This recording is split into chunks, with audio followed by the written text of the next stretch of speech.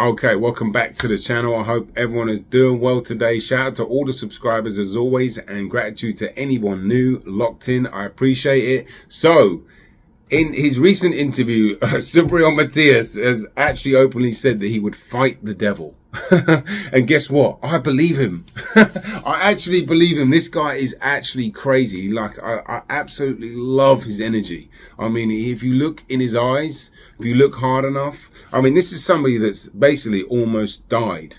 I think he was so close to death that he's talked about, I'll try and pull the exact quote up, but he's had a hard life. You can see it in his eyes, and you can see from the way he fights. And this channel, if you're new to this channel, I love fighters with heart. I love fighters with skill, and I love fighters that want to get the best out of themselves. And he does that.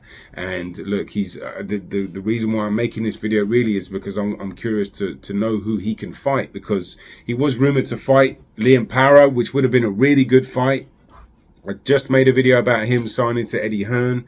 I think that's a great move, and Eddie Hearn isn't messing around because he knows he's taken some L's in America, right? But he's learned from it, and now he is regrouping, and he's picking some East Coast talent, right? Obviously, Regis Prograis from New Orleans and Devin Haney's from Oakland, but he's making some moves on the East Coast, especially here in New York, and he's going to take Subriel Matias and getting a homecoming straight away in Puerto Rico in June.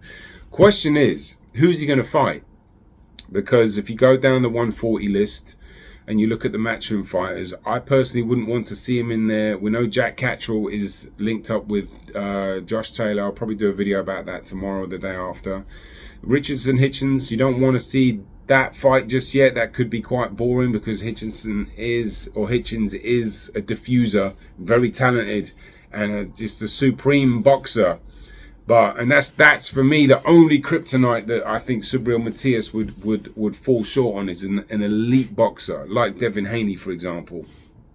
I'm still not totally sure that Haney could beat Matias, but if I have anybody from 140, I've said this before, I would pick Devin Haney. I don't think Tio would make it out the 12 rounds, to be honest, and I know he's had some words about Tio. I know Tio had some words about Puerto Rican fighters, so that's not the guy you want to get in with if you're insulting his country. Subriel Matias, oh my goodness.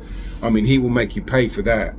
But like I said, Liam Paro pulled out the fight. So when you go down to 140, you know, I suppose if anybody right now is due a fight where you can have them a little bit of a gimme fight, and it's probably Matias. He's fought undefeated fighters after undefeated fighters. He's made 5 guys in a row quit. And even he said really and truly it's about 8 or 9 before that, because there was a Petros Ananyan loss, which, look, if you haven't known about why he lost, obviously the sad circumstances with Maxim Dardashev, RIP to him, but he's not the same person now. He is a far harder animal now, which is a frightening thought, because, and also now one thing I actually picked up on before the Ergashev fight was his more of a disciplined approach to his defense, because before he would just walk with his hands down, not care in the world, and get hit in the face and just walk you down and still take what you got, which is all good and fine. But I think they were like, look, we need to tighten your defense up. He started doing it against Ponce, did it a lot more against Ergashev, because when you do have a power puncher in front of you, you have to be smarter. So they are adjusting. His shape's getting a little bit better, and like I said, the game plan is getting followed through. And he's just, I mean, like, he's getting the best version of himself. And as I said from the opening, I'm like, I love that. I love that. He listens and he implements the game plan, which is what he did in the Ergashev fight. Which, to be fair, is exactly what I said would happen. I said he's going to take Ergashev's firepower, and he's just going to keep walking down and break him down and get him out of there, probably about between 5 and 7 or 6 and 8, I think I said, something like that. But I didn't see Ergashev capitulating so easily, but nonetheless, it was still a great performance because of the extra little things he's added in. Just simple stuff like keeping your hands up. Keeping your hands up in boxing is one of the most, if not the most important thing. It's the easiest to do. It's the simplest thing. All you got to do is remember. It doesn't take like, you know, you get someone that's doing 1,000,000 press-ups and, you know, they're running and running and running, doing that, and they forget to keep their hands up. Well, I'm going to back the guy that's got their hands up, really, because it's just that. And that's just the mental remembering. And that's why it's so important, because you can catch shots on them just from having the hands up. It's obviously straightforward. Footwork is, you know, 1 and 2. But when Matias starts doing that and he starts taking the power, and he can take a shot, do you know what I mean? And even if, like, there's the Ananyan, the first Ananyan fight, right? If you look, when he got, I'll pull the clip up actually, because when he got rocked, right, badly, he was basically completely out on his feet. And this is why I love this guy, because he was out on his feet, right? And he bounces off the ropes like that, and he's still trying to punch. He's got him in trouble. Look at this.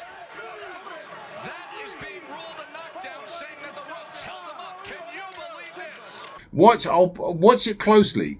That's the kind of energy that I see. I'm like, wow, this guy's basically done, and he's still fighting back. Like, I feel like that, you know, when you see, this is going to sound a bit weird. I don't want it to happen to him, but when you see, like, when you kill an insect or something and it's still moving, or you chop a snake's head off and it's still moving. I know that's nerves, but it's like, it reminds me of just that you can't break this guy no matter what you do. He's still going to fight back. That's the point I'm trying to make.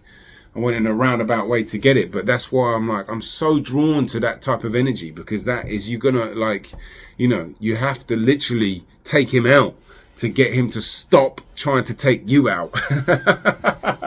Same with Beterbiev, same with Benavidez. I love it. And, you know, that's a real warrior spirit.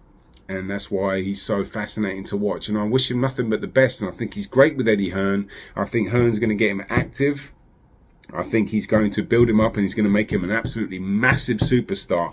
Puerto Ricans need, I feel like, a superstar right now. And I'm speaking on it because I live on the East Coast, and I was a massive Cotto fan back in the day. And I went to plenty of his fights, actually, at Madison Square Garden. I was at Cotto Margarito 2. That's a historic fight. I was at Cotto Martinez. I was at that fight at the Garden. Cotto Margarito 2, we were all in the street, right? And he was like, Cotto. And it was like just goosebumps. I'm getting goosebumps now. So, obviously, there's been a void since then, yeah?